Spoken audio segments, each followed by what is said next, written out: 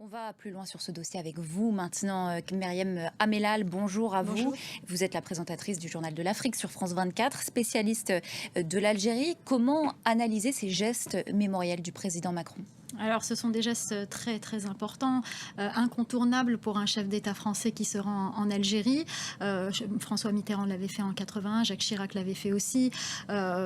Déposer une gerbe de fleurs pour rendre hommage aux anciens combattants de la Première, la Seconde Guerre mondiale, pour rendre hommage aussi à tous ceux qui sont morts pendant la guerre d'Algérie, aux Français, aux rapatriés, comme on dit, aux pieds noirs. C'est une façon aussi de heurter la sensibilité de personnes. Hier, il avait déposé une gerbe de fleurs au mémorial des martyrs, un geste aussi hautement symbolique puisqu'il s'agit du 60e anniversaire cette année de l'indépendance de l'Algérie.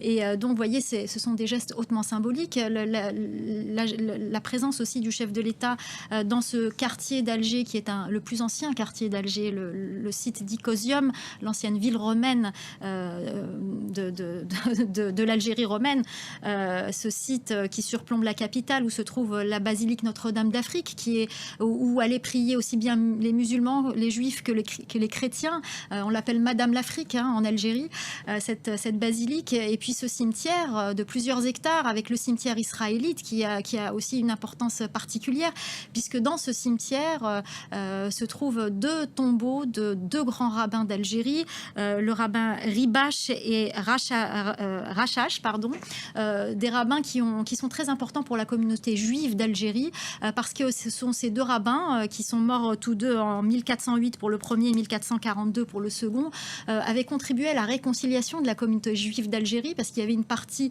des juifs qui étaient des berbères juifs, des autochtones, et puis tous ces juifs qui étaient venus après l'Inquisition d'Espagne et qui s'étaient installés en Afrique du Nord.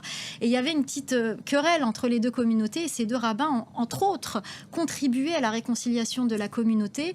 Ce sont deux rabbins très importants. Leur tombeau se trouvait à l'époque dans une petite maison à Bab el-Oued, et ils ont été rapatriés dans ce cimetière.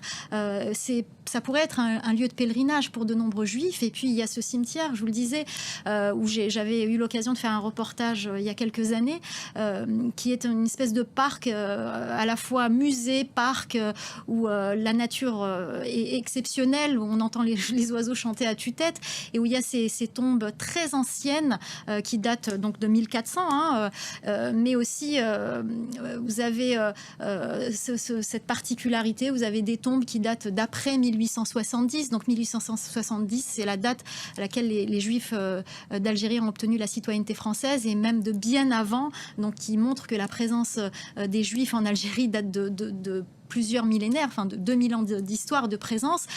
C'est historiquement important, c'est aussi un lieu symbolique, parce que le chef de l'État va aussi visiter la grande mosquée d'Alger.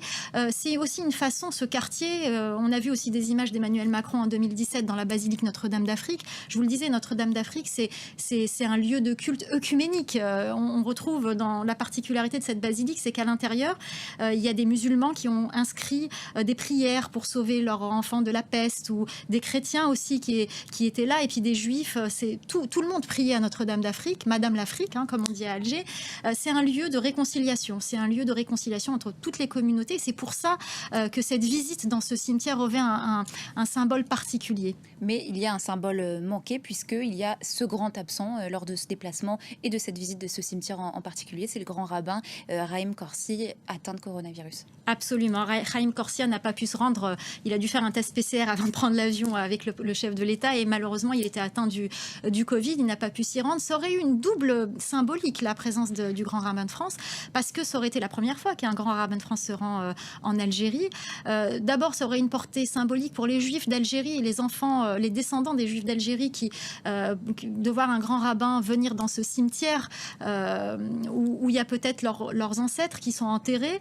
Ça a une portée religieuse aussi, parce qu'il y a les tombeaux de ces deux rabbins, deux grands rabbins. C'est une histoire, c'est très fort. Mais ça aurait pu aussi avoir une portée symbolique politiquement, parce que c'est vrai que on sait très bien que les relations sont très compliquées avec les Juifs d'Algérie à cause du conflit israélo-palestinien qui a rendu les choses très très très compliquées. On sait qu'il y a eu des tentatives de ramener par exemple le chanteur Enrico Macias en Algérie par le président Bouteflika pour chanter, mais que ça n'a jamais pu se faire. Qu'il y a eu une tentative aussi de rapprochement avec Israël, c'était en 2000, à la mort du roi du Maroc Hassan II. Lors des obsèques, le président Bouteflika avait serré la main à Ehud Barak. C'était une première, mais à chaque fois, ça ne fonctionne pas, ça ne va pas jusqu'au bout. L'arrivée, la présence du grand rabbin de France dans ce cimetière aurait pu peut-être être un premier pas à cette réconciliation, à ce retour. Malheureusement, il n'a pas pu s'y rendre. Peut-être qu'il y aura d'autres occasions. Alors justement, hier, aux côtés du président algérien, Emmanuel Macron a annoncé la création d'une commission mixte d'historiens sur la guerre et la colonisation. Karim Yayaoui, l'envoyé spécial de France 24, a détaillé pour nous le programme d'Emmanuel Macron. Il va se rendre dans la Grande Mosquée. À quel point ces gestes mémoriels peuvent peser sur l'éventuelle réconciliation? Je pense qu'on peut pas on peut pas avancer. On parle de coopération militaire, scientifique, culturelle. On l'a entendu hier, le chef de l'État citer toutes ces coopérations, cette volonté de construire des relations et d'avancer ensemble. Mais tant que le passé n'est pas, on n'a pas fait le deuil du passé, on peut pas avancer. C'est pour ça que la création de cette commission est intéressante parce qu'on l'a confiée aux historiens et on essaye de dépolitiser, de dépassionner cette histoire pour pouvoir avancer. Et tant qu'on n'aura pas fait ça, on pourra pas avancer. Il y aura des périodes de calme, il y aura des périodes de tension et à chaque fois on retournera, on fera 2 pas en avant, 3 pas en arrière et c'est pour ça qu'il faut que ce problème soit réglé et je pense que le chef de l'État en a vite pris conscience quand il était déjà candidat avec sa phrase « La colonisation est un crime contre l'humanité » qui avait fait polémique. Tout ce qu'on dit en Algérie ou sur la guerre d'Algérie ou sur l'Algérie, on doit le dire avec beaucoup de précaution parce que c'est toujours très sensible.